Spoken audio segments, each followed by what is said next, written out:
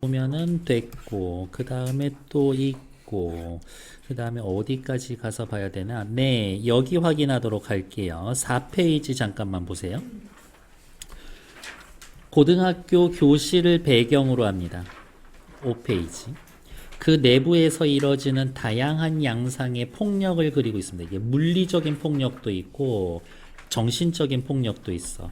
이 작품의 서술자인 나는 합리적이고 날카롭지만 냉소적인 태도의 소유자. 얘는 좀 외워두시면 좋지. 기표라고 하는 놈의 폭력을 겪음에도 불구하고 기표를 제압하려고 하는 담임, 형우의 태도에서 이게 묘한 이질감을 느껴. 저거 진짜 착한 놈들 아닌데?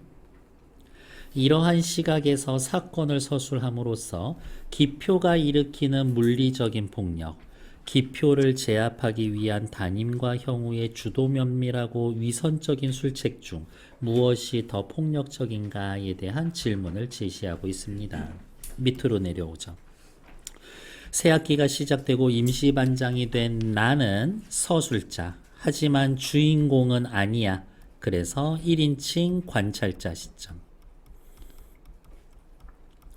메스껍게 굴었다라는 이유로 제수파에게 끔찍한 폭행을 당하게 된다. 물리적인 폭행. 얼마 후 가정 방문 온 새 담임은 자신의 뜻을 숨긴 채 나에게 반장을 맡길 테니 학급의 정보를 자신에게 알려달라고 부탁하지만 1학년 때 첩자 노릇에 대해 회의를 느끼고 담임이 저게 좋은 놈이 아니야 의도를 파악한 상태에서 거절하고 임형우를 추천을 한다. 이후 반장이 된 형우와 담임은 제수파를 해체시키고 기표를 몰락시키기 위해 계획을 세우는데 세상 불쌍한 인간으로 만들어서 자존심을 뭉개뜨릴 거거든.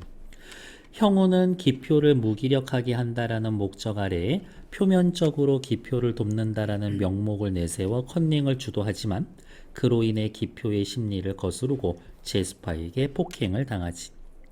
형우는 기표를 고발하지 않는 방식으로 자신의 존재를 긍정적으로 부각시키고 대단한 놈이야 일부러 맞으면서 약점을 찾아내는 거지. 그 과정에서 기표는 소외된다.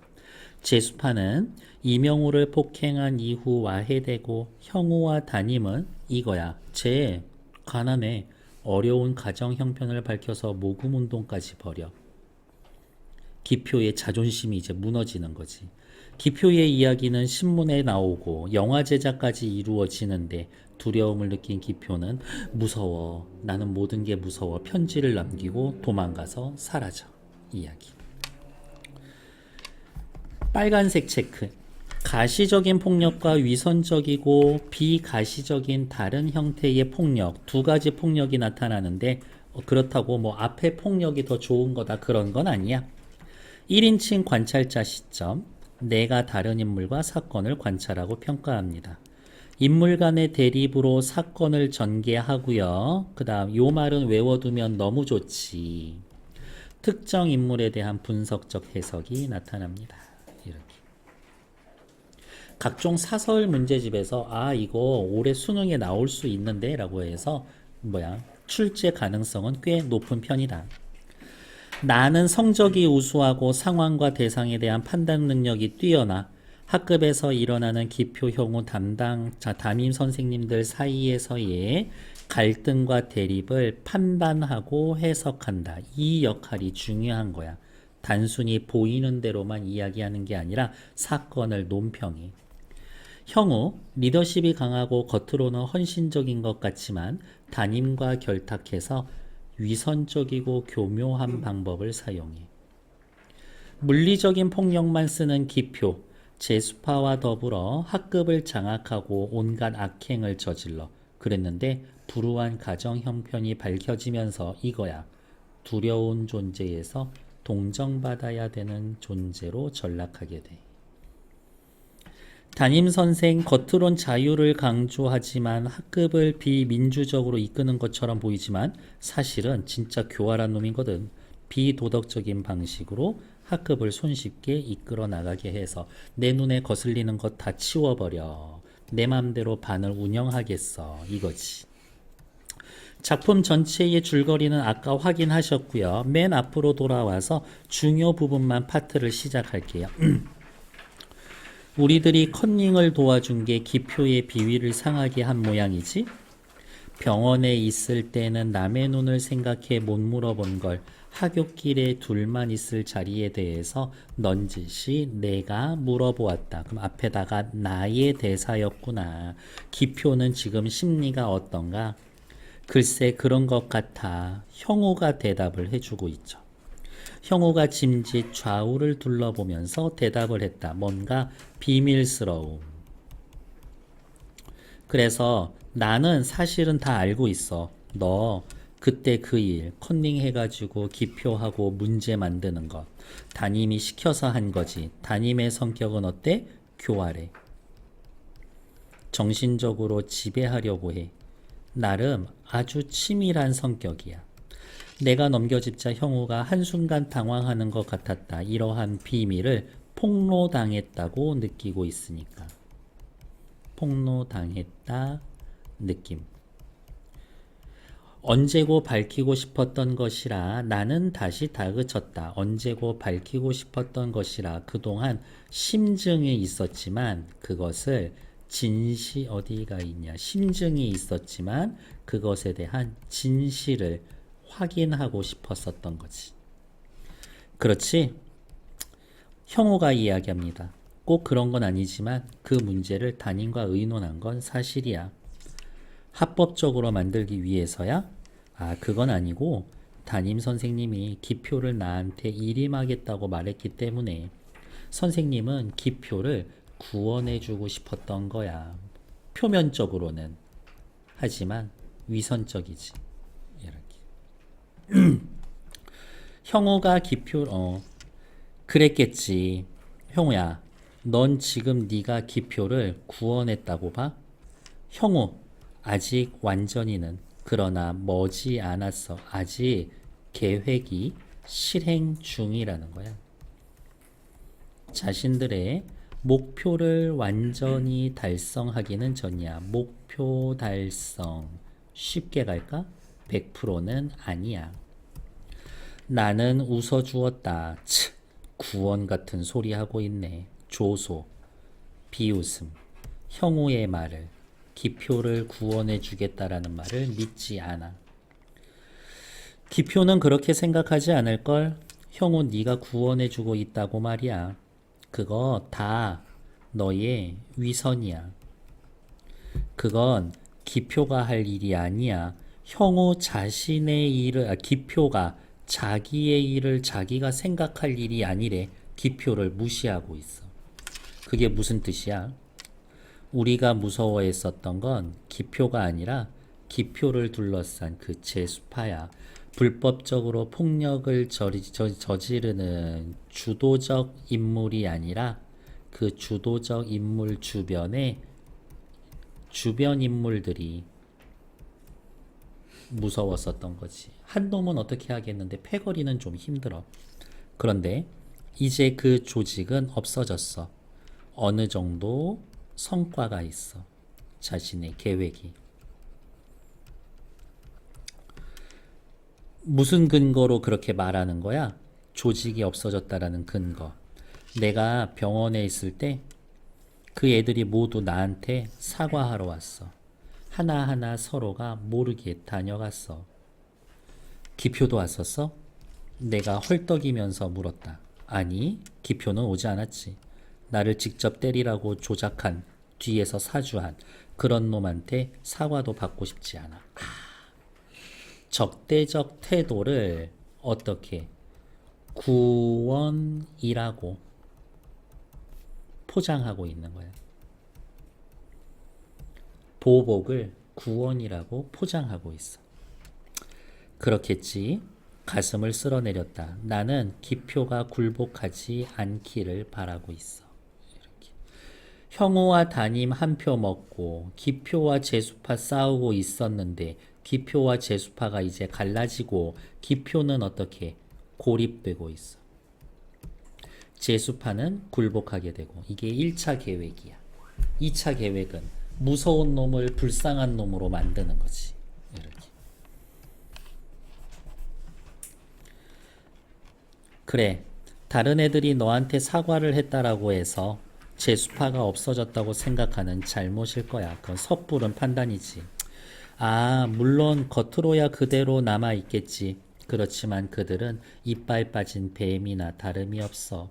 힘을 잃은 무기력한 존재야. 걔들이 모두 나한테 말했어.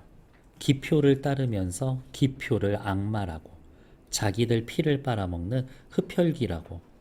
기표랑 제수파랑 한 패거리인 줄 알았는데 얘네들은 기표를 또 싫어해. 형우와 갈라서야 하는 길목에 와 있었다. 나는 형우네 집 쪽으로 따라가면서 물었다. 일단 정지.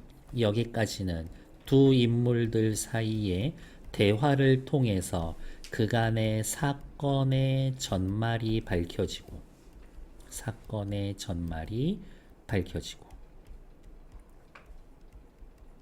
있다. 너 지금 무슨 얘기하는 거야? 형우가 나를 향해 싱긋 웃었다. 기표는 다 아는 애처럼 가난한 집애야.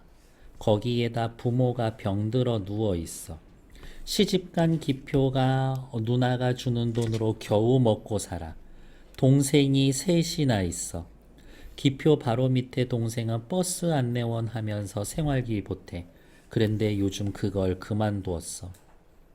생활이 말도 아니라는 거야. 제수파들이 매달 얼마씩 모아 생활비를 보태줬대. 집에서 돈을 뜯어낼 수 없는 애들은 혈액은행에 가서 피를 뽑아 그 돈을 내놓았다라는 거야. 기표는 가난한 애라서 집안의 생활비를 위해 애들에게 폭력을 가해서 돈을 뜯어내고 있었던 거지. 형우의 대화를 통해 기표에 대한 정보를 제공하고 있고 그동안 숨겨진 사실이 폭로되고 있다. 대화를 통해서. 그래서 이 소설에선 대화의 기능이 중요해. 그렇게 달라고 기표가 강요한 건 아닐 텐데, 물론 대놓고 돈 가져오라고 한 건 아닌데, 제수파 애들도 기표가 무서웠다라는 거지. 지금도 무서워하고 있을걸? 아니, 그렇지는 않아. 제수파의 존재에 대해 상반된 입장. 나는 제수파가 없어지지 않았다? 아니, 이미 흐지부지 사라졌다.